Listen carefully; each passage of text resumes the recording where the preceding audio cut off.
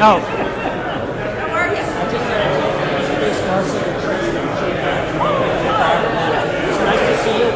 Congratulations. You're married. Very well. Yeah. You already did it. Come here. Come here for a second.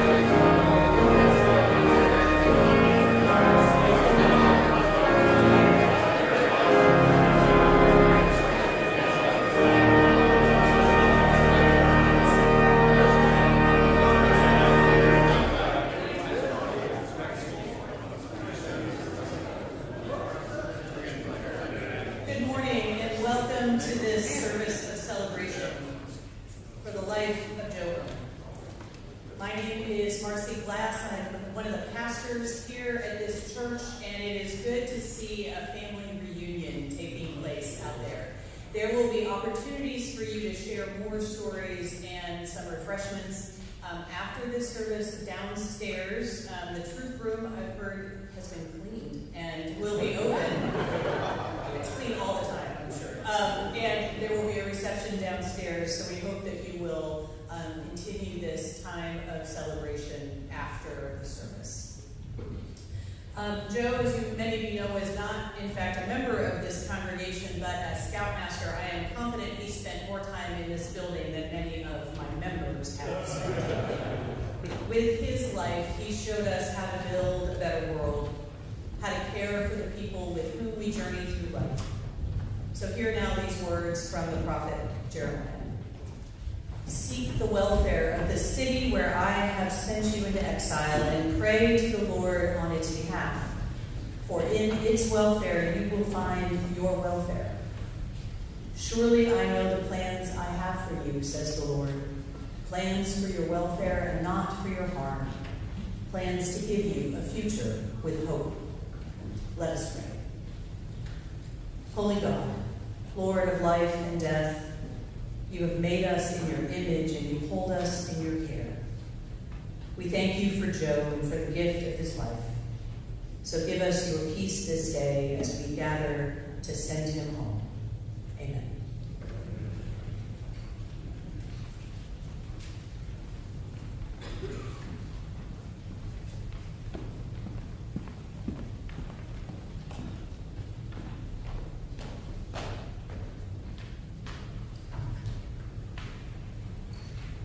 Could everyone please rise?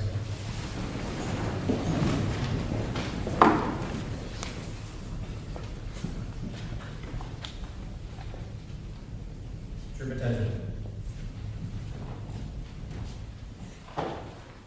Color guard advance.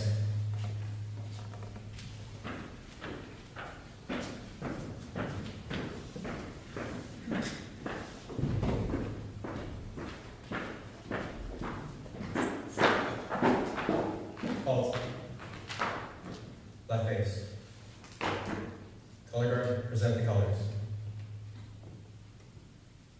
Scout salute. Please join me in the Pledge of Allegiance. I pledge Allegiance to the flag of the United States of America and to the republic for which it stands, one nation, under God, indivisible, with liberty and justice for all. 2. Scout hand sign. Please join me in the scout oath. On my On my honor. honor, I will do my best to do my duty to God and my country and to obey the scout law, to help other people at all times, to keep myself physically strong, mentally awake, and morally straight. 2. Color guard, post the colors.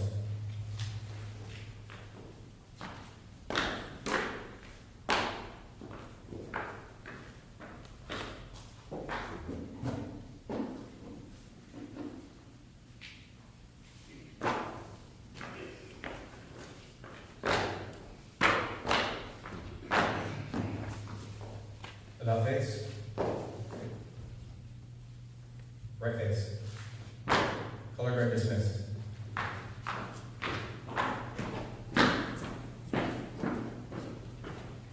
Troop at ease.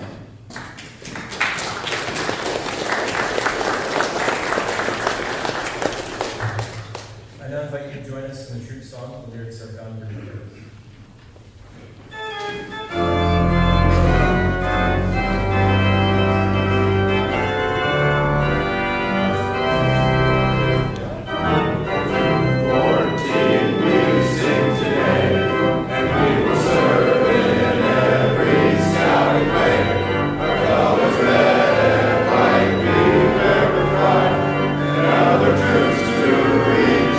Try, but even then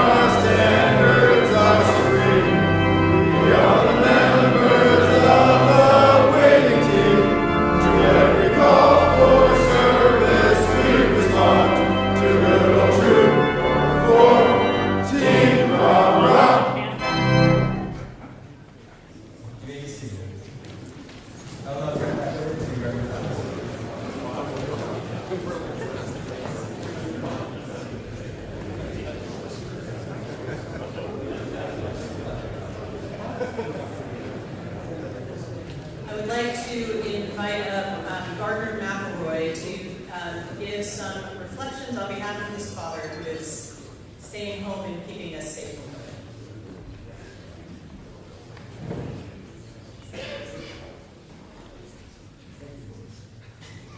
Thank you. It's very, very good to see so many old friends and parents of old friends. Dad really, really wanted to be here and was very, very frustrated that he could not. But I do have his words here, and I will read them to you all. It was my great fortune to have Joe Ehrman as part of my life. He was my scoutmaster, a family friend, and my assistant scoutmaster, and my mentor. His influence is strong. We share this good fortune and should be grateful for it. Even the youngest scout here has received this gift. We are still under Joe's spell. Many of us see Joe as an icon, a symbol of perfection. But Joe is a real person, a complex person. The adventure down my trail of life is better because I had Joe as a trailmate. I first met him in 1956 after my brother joined the troop.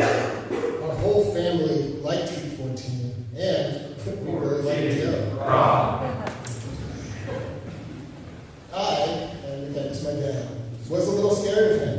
I will admit I also was a little intimidated by Joe when I joined the troop. He pinned my tenderfoot badge and my eagle ribbon on me. I know that Joe also pinned my tenderfoot badge and Eagle Scout on me as well. When I told him about my son's birth, that's me. He said, I look forward to seeing him in 11 years at the investiture ceremony. That did happen, and he pinned eagle badges on both me and my brother. His greatest gift to me was to endorse me as the new scoutmaster when he retired. No one could be Joe, so I was content to be Bruce. We shared many years of consulting, mentoring, and laughing about the scoutmaster experience. Joe was the definition of an honor scout. Always in good uniform, always prepared, always living by the scout oath and law. Joe had a special leadership style. In addition to that high bar, he demonstrated some other excellent qualities that you should copy. Joe was humble. Joe listened and responded back. Joe had fine memory. Joe was steady. Joe liked to laugh. Joe liked puzzles. Joe was tenacious, but he was gentle and gracious. He worked well with the scouts, from the little ones to the oldest. He promoted the wonder and the excitement of youth. Whether stern or funny, he was always Joe, a man these scouts knew on a first-name basis. We need to remember the magic, the drama, and the strength of Joe's influence on us and act on his lessons. These are the important ones. Live by the scout oath and law. That's the obvious pair.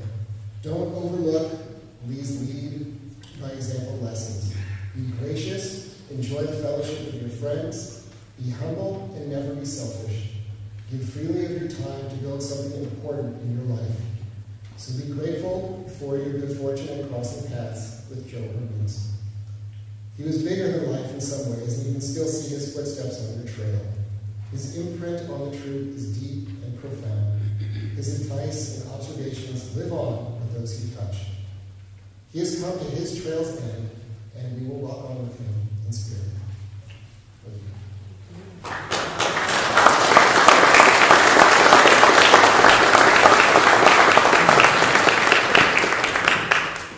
Some of Joe's family has traveled from Portland to be with us today, so I'd like to invite up Susan Ehrman, Debbie Ehrman, Kay, and Ted Kay.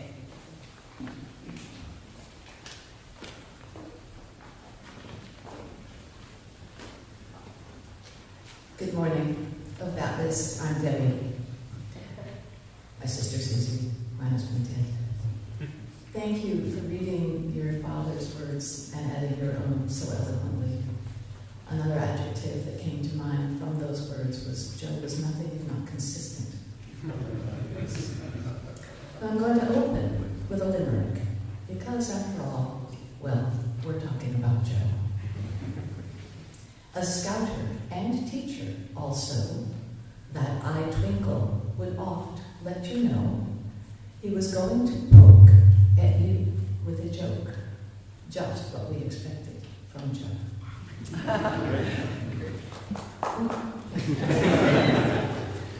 We appreciate very much that the Scout leadership invited us to join in this morning's gathering and honoring Joe, and thank you also, Pastor Marcy and the church.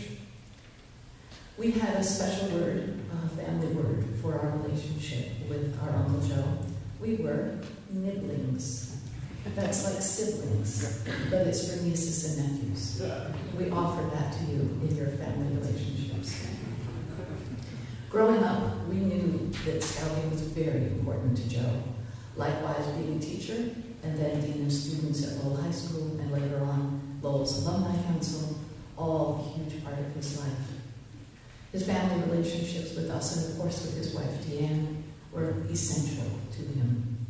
All of us here today, and it's extraordinary how many there are, represent those elements of Joe's life, focus, and energy. My sister will talk about a particular family event in a moment, and my husband Ted will read a portion of Joe's reminiscence of his life in scouting. But I'm going to take another moment now to share a few messages that we received after Joe's death. And they speak to his profound impact on the many young people in his order, such as those of you sitting upstairs. Thank you for coming. From a Lowell student. In my mind, Mr. Ehrman, you never aged, and were always the wonderful teacher that I say hi to every day at Lowell. That is the memory I love best. The enthusiasm with which you taught us all, and my admiration for you were equally strong. I always saw you with a clipboard, and always on your way somewhere with a mission. I hope heaven is ready for you. From a Lowell student in the mid-60s. My fondest memory of Joe Ehrman were the times he'd give me a ride home in his white Chrysler convertible with red interior. He liked to play classical music. I was amazed at how many pieces of classical music Joe recognized from just hearing them played. I think my love of that kind of music was a direct result of his willingness to teach me in little bits and pieces along with what he knew about it. I haven't seen him since I graduated, but I never forgot him, and I never will. A Lowell student from the 70s. Haven't seen you since I was in college, yet have always thought of you with affection for your sincere understanding, always smiling attitude, your counsel while in high school, the best boys dean ever. And one last one from a Scout parent. Perhaps that person's here today. I came to know Joe as a Troop 14 parent. What? Troop 14, rock. Sorry, I forgot. I'll try that again. I just want to hear it again. I came to know Joe as a Troop 14 parent. Troop 14, rock. Thank you. What a remarkable man. A man of service, principle, duty, and rectitude. I think I speak for all parents of 14ers. Troop 14, rock. In expressing my gratitude to have had the influence of a role model of such abiding decency in our sons' lives. Thank you very much for the opportunity to share with you these memories of people not necessarily affiliated with the troop, and their appreciation of Joe and his life.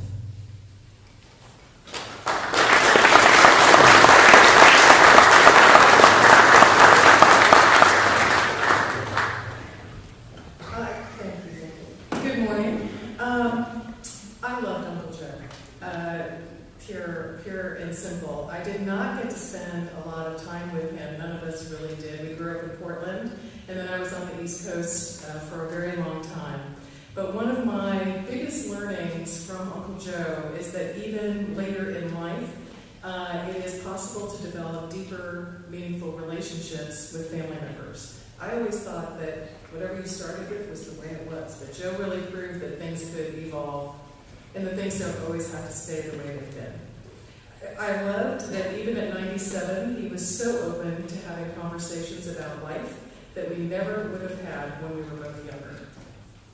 I also never imagined that Joe and I would share tips on needlepoint design. That was interesting. When Uncle Joe was 87, we decided to invite him to join us at our remote cabin on the Deschutes River in Central Oregon for a vacation. And when I say remote, many of you probably are familiar with this concept. There was no cell service, there was no internet service, and then we were an hour's drive on a gravel road from the nearest town. Joe was thrilled to be included. He drove his Lexus to Portland and then on to the cabin. I doubt that road has ever seen a Lexus, and certainly not one blaring opera music via satellite. Let's just say that it was the smoothest ride I've ever had going to the cabin. As a Boy Scout, Joe was there and prepared, of course, with his sleeping bag, appropriate attire, and a list of jokes to share at just the right moments. He was a wonderful addition, especially when we got to see those giant yet somehow silent belly laughs. And I'm sure you all remember that. But he would... somehow he was laughing. We loved him. We loved having him there, and it helped to solidify relationships with multiple generations in our family. And we miss him, and we wish he's a wonderful person. So, yeah.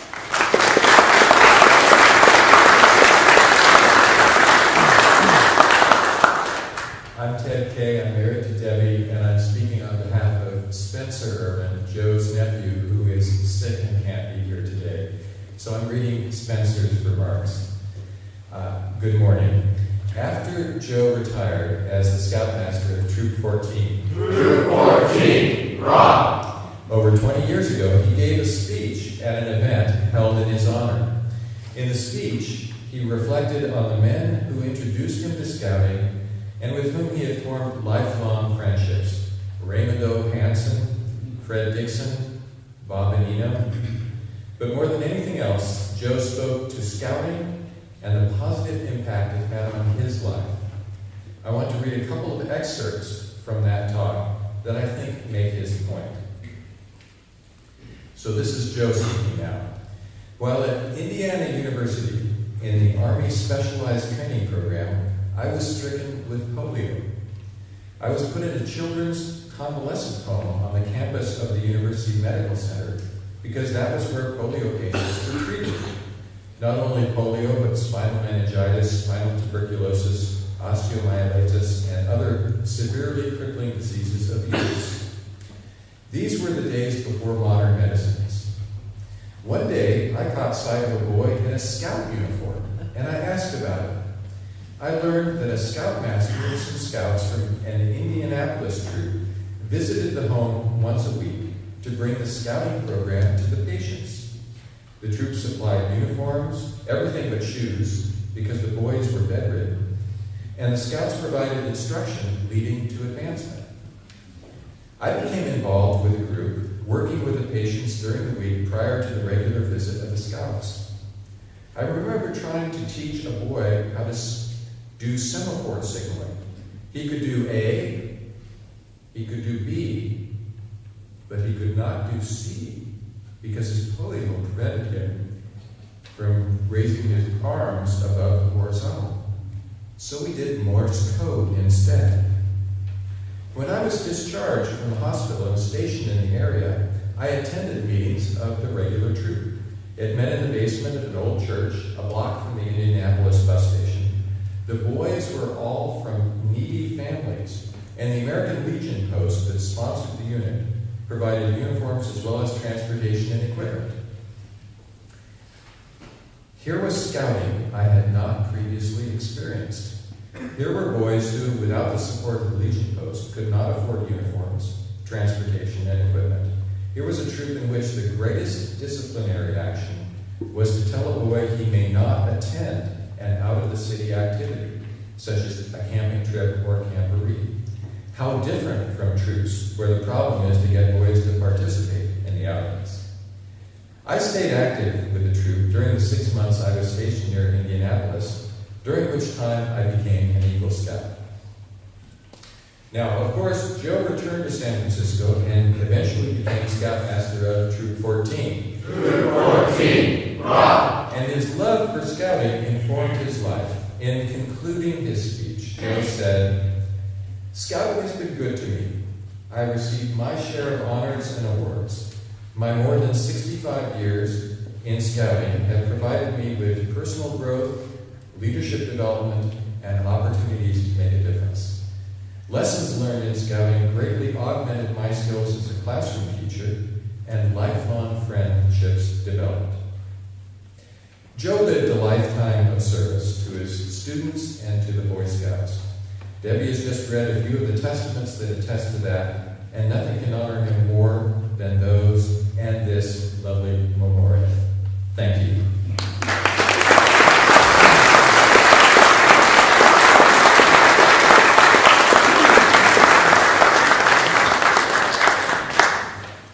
Thank you so much. Now it is my honor to introduce to you Tenderfoot Scout Chuck Breyer.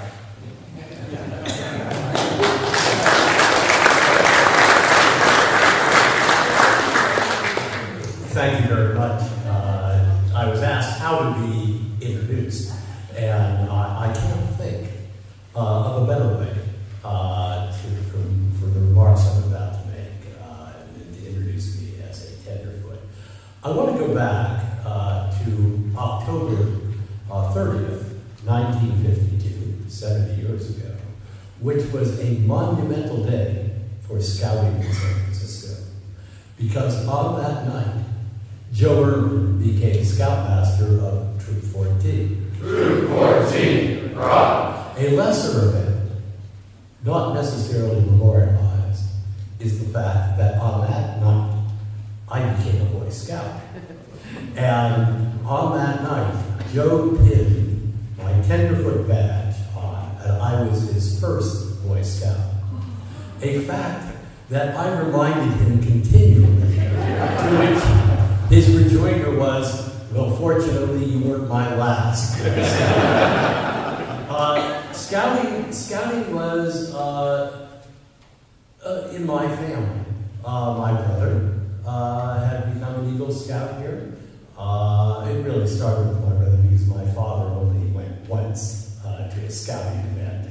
But I was expected, as the younger brother in the 50s, following the tradition of the family. It was expected that I would succeed, become an Eagle Scout, and indeed, what I did between October and Camp Roy Day that summer was advance from tenderfoot on the second class, first class, not, at that point, not having a single merit badge, but I was looking forward to Camp Roy Day, where we would all get merit badges. So I signed up for my first merit badge, which was going to be cooking merit badge, taught by somebody called Gil Buffrey, if I remember correctly. And our challenge was to make a meal. So there I was, given the task of making a meal and actually assigned the specific task of cooking the bread. Now, I was into shortcuts. It didn't seem to be absolutely necessary for me to read the directions. I could just sort of intuit what I was going to do. So I took the Bisquick or baking powder, whatever we had, and I added what I thought was an adequate amount of water. In fact, I added more than an adequate amount of water because I didn't have a lot of time. And I figured that I ought to get this thing all prepared. And I mixed it up and put it in tin foil, sealed the tin foil, put it into the fire, into the coals, and waited for the magic to happen. Well, before the magic happened, Joe came by, and he said, "Chuck, what was your task here?" And I said, "Oh, Joe, I made the dough, the bread." "Oh," he said, "let me try it." So I took it out of the fire and I unwrapped it, And I was a little concerned because it was actually just black. Thick black. But I thought, well, the good part's inside. So I handed it to Joe, and he cut it open, and he looked at it, and he handed it back to me. He says, why don't you try it? And I thought, that's very nice of him. And I took a bite. My mouth was glued shut. He looked at me and said, failed. Walked away. That was my merit badge experience at Camp Royal. That fall, when you have a court of honor honoring the number of merit badges you got at Camp Royal, he called me up after all of these people had gotten 5 merit badges, 10 merit badges, 15, whatever it was. And he said, now we have first class scout, Chuck Breyer, and I'm awarding him his beekeeping merit badge. That was the merit badge that I got that summer. Hardly something that you could, parade, put on a sash, hold your head up. And I was pretty devastated by it. It was embarrassing. And I went to him afterwards. I said, I'm really upset. I seemed upset. And Joseph, he said, we all have failures. And it's not a question of having a failure. It's a question of what do you do with a failure. How do you turn a failure into something of a success, of what you can do with it? And I don't know, because I just don't remember that well back 70 years or so. But I know that the next summer at Camp Royal, I got 15 merit badges, or 12, or I don't know what that number was. And I felt really good about scouting. And I felt good about myself. And I think now, in thinking about this, why I think this service is so important for all of us, is that it's not just a celebration of his life. It is an understanding of our lives. When you become of a certain age, you look through the telescope and you look back, and it's perfectly all right to look back, and you try to figure out what in your life made a difference. What did you learn? Who were the people who came by and changed your life, made it significant, made you whatever you have ended up being, or whatever you have ended up accomplishing? And I look back at scouting, and I see that what Joe did for me was to take this rather willful, smarty pants kid who loved different things, wasn't really intimidated by summer camps, loved other people, and channeled it into something that could be successful. Took this kid and made him understand that failure is a part of life. And failure can't be rejected. It has to be understood, and it has to be turned into something that is really positive. That's what Joe did for me. When I was about, 13 or so, leave the troop, and it was difficult. I love scouting. I taught at Royal. I simply adored doing all those things that scouts did. He didn't know what to do with me in the troop. I mean, I was a problem because I was still smarty pants. And I was still the kid who, would get under teacher's skin and try to do various things. And so he said, well, I have a particular position for you. I thought, oh, great, senior patrol leader. And finally I made it. No, that would be too dangerous for me, too dangerous for the troop. No, he said, I'm going to make you cheermaster. Cheermaster. Now, I don't know whether that position existed before or existed since, but he made me cheermaster. I had the role of leading the the Scouts in cheers. Troop 14. Troop 14, rock. And I will tell you, that's a position I still hold today. So I may be intended for a scout, but you could also call me cheermaster. And I have so much to be grateful for the time that I spent in scouting and the wisdom that Joe Ehrman brought to the task. He took an 11-year-old, and you know, an 11-year-old is sort of interesting from a developmental point of view, because fortunately they're not teenagers. But they're not children either, or little children. They have developed a degree of self-sufficiency. They have developed a series of interests. They have developed relationships. They have developed a certain amount of confidence. And yet they're not adults or young adults. And he takes these kids, understanding that what they have before them is perhaps the most difficult part of development. The teenage years, the years of questioning, the years of uncertainty, the years of disappointments. And he has to take these kids and prepare them. And what he prepared me for was failure. He prepared me, and I think other scouts, for the ability to deal with life as it is, or as it will become. And that is an enormous contribution to a person's life.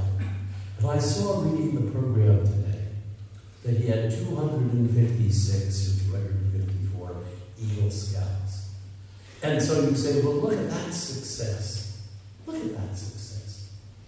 But I think that if you ask each one of those Eagle Scouts what was really important, they will say it was the ability to understand that you don't always get that merit badge. You don't always succeed. But that when you don't succeed, when you fail, you have to go on. And you have to make something of your life. And you have to understand it and not let it defeat you. So that's what Joe means to me. I am so lucky, as I know all of you here are, that he was in our lives.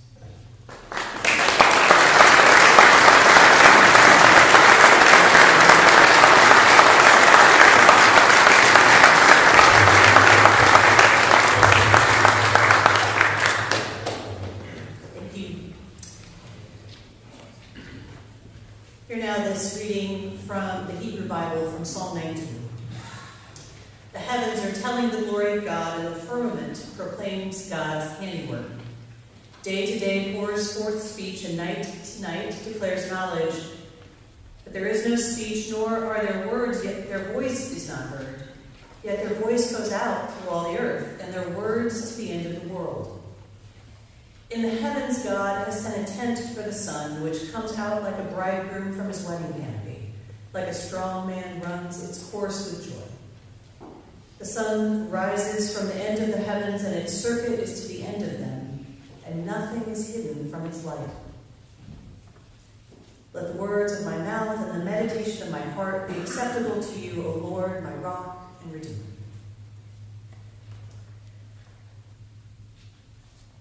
So Joe died a little over a year ago, but if there's one thing we've gotten from these COVID times, it is the awareness that gatherings are good and important whenever it is that they happen.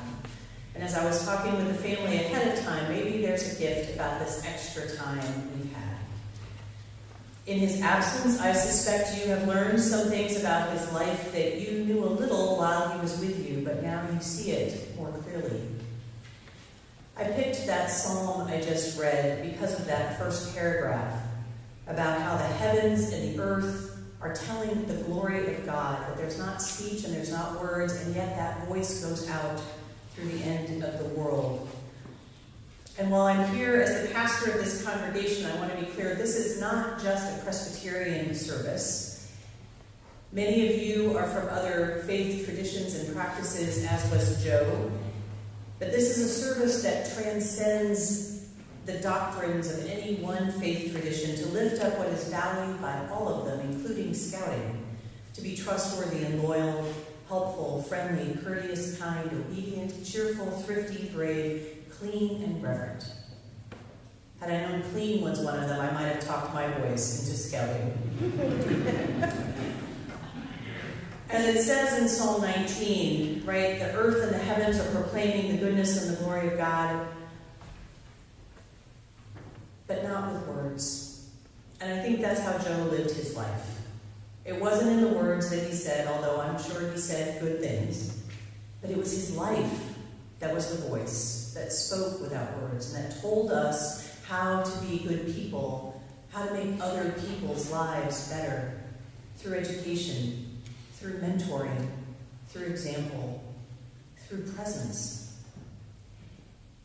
Friends, it is easy to celebrate a good life, and to look back at Joe's life is indeed to celebrate. Thanks be to God. Let us pray. Creator God, you are our strength and our hope. You have created us in your image, and you have given us Joe to know and love, to be led by during our pilgrimage here on earth. Comfort us now as we entrust him to your eternal love and care. Be with us in our grieving. Awaken our gratitude for your gifts of love and tenderness. Grant us wisdom and grant us courage. With confidence in your great love and deep mercy, we offer these prayers in gratitude and thanks.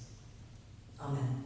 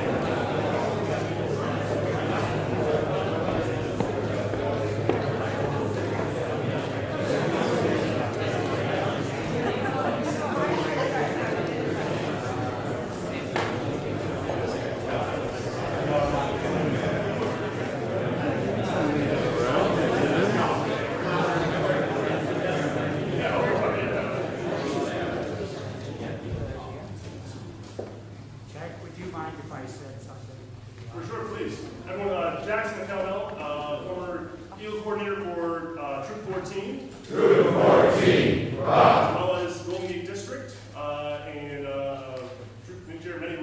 leading the troop as well. Thank you very much. I'd like to add just a slight historical note. When Joe joined Troop 14, Troop 14, hurrah! 1936 or thereabouts, there were two other young men, two boys, who joined as well. They were twin brothers. Their names were Roland and Frank Grants. They became Eagle Scouts. They became Eagle Scouts. Recently, a few days ago, I was in touch with one of those brothers, Frank Rennis. Roland Rennis is no longer living. He, by the way, was the scoutmaster of the troop just prior to Joe for several years. In any event, we reminisced a bit about Joe and these brothers when they were in the troop together, which they enjoyed greatly and remember, of course, fondly through the years. Frank Rennis is probably the longest living Troop 14 scout. Troop 14, hurrah! He is 98 years old now, will be 99 in July. He was unable to come today. He wanted to, but it was not possible because of his wife's health. His is very good, fortunately. But he asked me if I would extend his regrets to the assembled group, indicating that he wished that he could be here to say farewell to his fellow scout. And I would like to say a word to Joe. Joe, you were a wonderful person. You were a wonderful friend. You and your wife, Deanne, together were wonderful friends, and my wife, McHale, and myself. God bless you, and may you rest in peace. Thank you very much.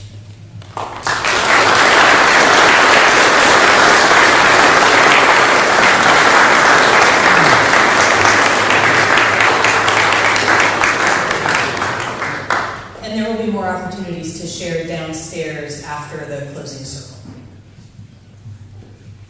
Immediately following this closing circle, down the lower level where the troop meets, has been meeting for over 100 years. There'll be some refreshments. We've got some memorabilia, old photo albums out, Joe's uniform down there, a recently issued 85-year service pin for Joe will be there as well. So please come join us there. Afterward, alumni, we have rented out the back of Palmer's Bar down on Fillmore Street, 2 blocks away, so please come join us there as well.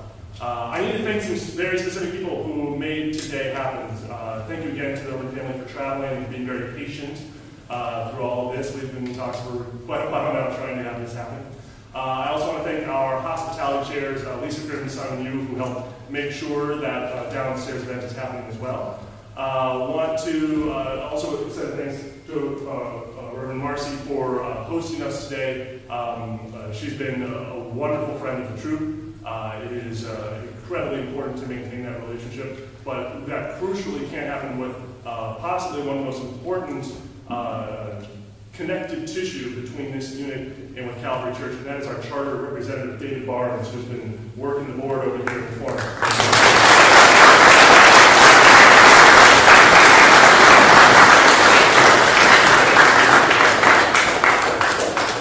It was mentioned briefly when Joe and also Fred Dixon retired in 2001 that there was a large ceremony for that moment, and I had a very sort of unique vantage point from the troop. I was in the troop from 96 to 03, and so Joe did my Scoutmaster conference. He pinned my Scout pin on me as well. However, Bruce gave me my Eagle Badge. And I was SPL, Senior Patrol Leader, shortly after Bruce took over. And there was a moment there of concern. What's the troop going to be like without Joe? How will it live on without Joe? We didn't have to. We didn't have to live without Joe. His standards, his expectations, his humor, his style, his organization continued on beyond him. And to this day. Today, we ask ourselves a new question. What's a world without Joe? How do we live without Joe? We don't have to. He lives through all of us, through the Lowell community, through his family as well. His standards, his expectations have continued with this unit, with this group of people, and spread out into the world. There is a saying when you earn your eagle rank of to give back to scouting more than give back to you. I challenge you all, especially young men in uniform here tonight, to give back to the world more than it gave to you. Scout Sergeant.